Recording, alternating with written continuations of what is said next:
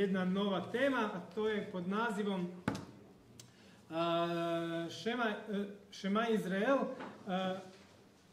Prolegomena, starozavjetnoj teologiji učeništva. Nadam se da ćemo saznati što ta riječ znači. Tako da pozdravljamo Marcela Macelarua sa univerziteta u Aradu. Marcel, izvolite. Good morning, everybody. I have to say this is either an exercise in humility or a very good joke to present a paper on discipleship after the two papers we just heard. Because Erwin and Monica just covered about everything there is to say there, right? It was a good, I enjoy actually.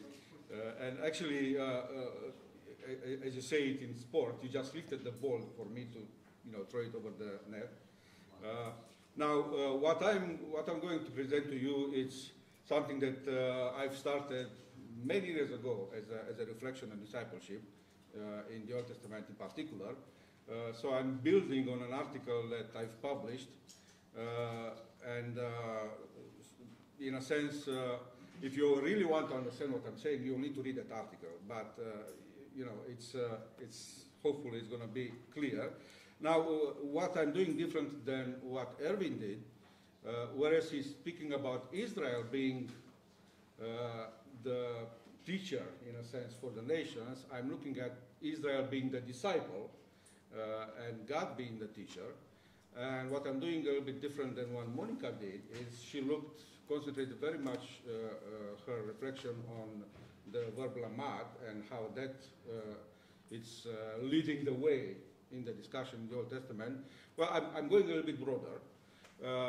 I started out my reflection years ago from the fact, from actually two things that I've seen. Number one, I saw that most studies about discipleship were really looking at Jesus' relationship with his disciples as if that was an invention of Jesus and nothing else has happened before Jesus or in the context around Jesus. So that was for me the very first thing that prompted me to look at how discipleship functioned within the society. And was the question whether there is any kind of discipleship prior to Jesus' coming, in the history of Israel. And then the other thing that I saw happening as I looked at the studies available, I realized that discipleship actually is a social phenomena that is not particular to Israel.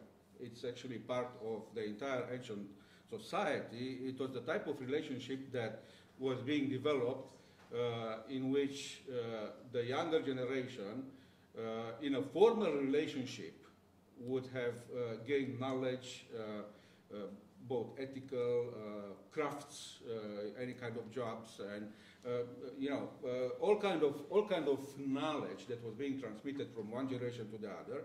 And the one particular thing that was important was the formal type of relationship. So from a social perspective, here we are dealing with a social reality that is very present in the ancient world. Now, what is specific about the people of God, both Israel and in the New Testament, is the fact that there is a theological dimension to it.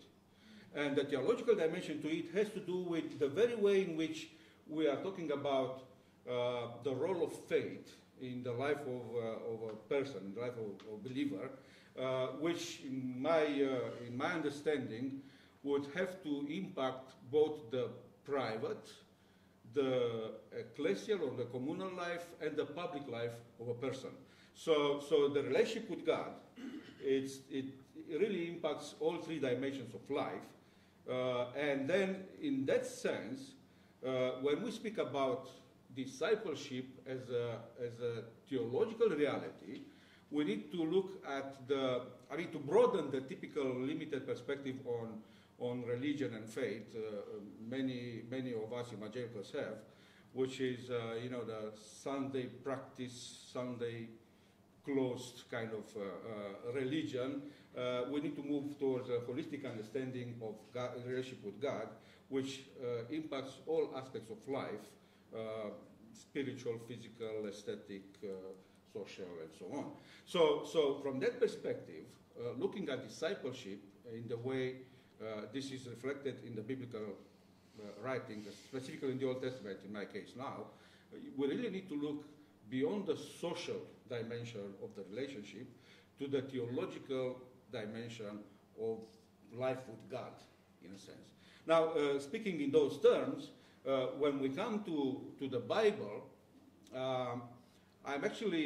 my project really builds on something that I've been doing for the past 20 years or so, hopefully at some point to write it down, which is a search for theological coherence in what I would call a biblical theology that goes a little bit beyond Charles, who looks at the canon and finds there the coherence, and goes a little bit beyond Christopher Wright and a few other people who have looked at that. I'm looking at how the formalized relationship, which in the Old Testament would be the covenant, it started by God right from the creation, and this is continuing generation after generation. So there is that, let's call it social formalization of the relationship, because the covenant is not only a relationship about faith, it's also about the social structures of the community. And this continues, and actually continues all the way to the book of Revelation. The pattern repeats itself. And then, over that, I'm kind of overlapping the dimension, the theological dimension of existence, which for me has to do with three key words. Revelation, which Monica also mentioned, meaning what exactly within this relationship happens in terms of knowing God, knowing God's plans, knowing God's will. It has to do with ethics, which really has to do with how, as a community, the people of God have to live together, and not only as a community, but the relationship with other nations comes into place there. The relationship with the context in which you live, it's important. And then the third element would be mission, understood as missio Dei, which is the role of the community to participate in God's work of redemption. Now, these three elements repeat themselves in every stage of the development of history of salvation, and they are actually the elements on which the whole idea of God teaching his people, or God leading his people, is being built. Now, I'm not going to give you examples. I could go with you through the whole Bible, but we'll never finish. But actually, in every single portion of the canon, and on the one hand, and also in every single new social reality that is being expressed in the canon, you can see this pattern repeating itself. I chose the book of Deuteronomy as an example, as a starting point, really, and the famous Shema text, because this is the very first place where this relationship is really clarified.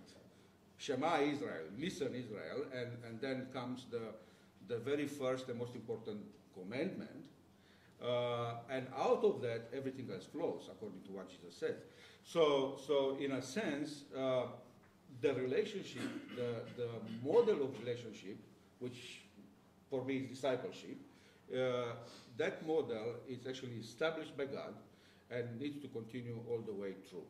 Now, in saying all of this, I'm not saying that there isn't reality or a role that Israel has.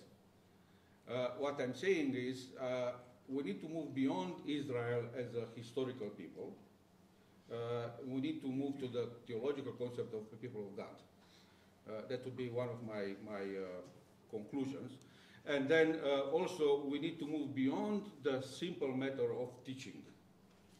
We need to move beyond the simple matter of God instructing his people to the more comprehensive view of God living with his people, or God's presence being part of the entire social and faith makeup of the community.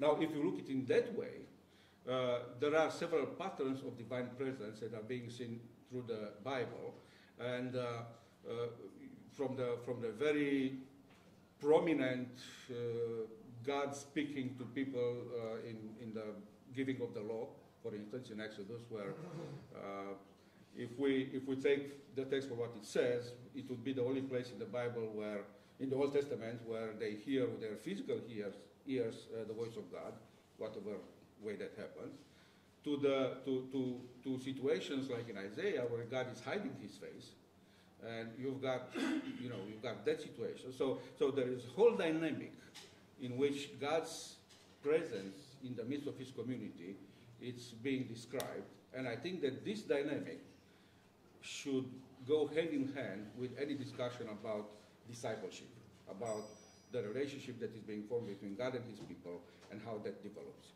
Now, to be honest, I invited Monica to come and do a PhD with me, because I've started on this journey some years ago, and I've been so excited to hear what you're doing. I'm saying that because I want to make a little bit of advertisement of our doctoral school. If anybody wants to do a PhD, we are open to that.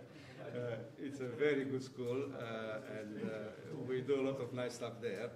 And it's very cheap for you. It's very cheap for you. I mean, you could all come and study for almost nothing. Anyways, if you want to know more, just get in touch with me. So that's about as much as I can tell you here without getting beyond the 15 minutes that I've got.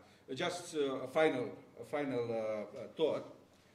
If you look at the typical division of the Hebrew canon, Torah, prophets, and writings, it's very interesting how the relationship that I'm talking about develops from the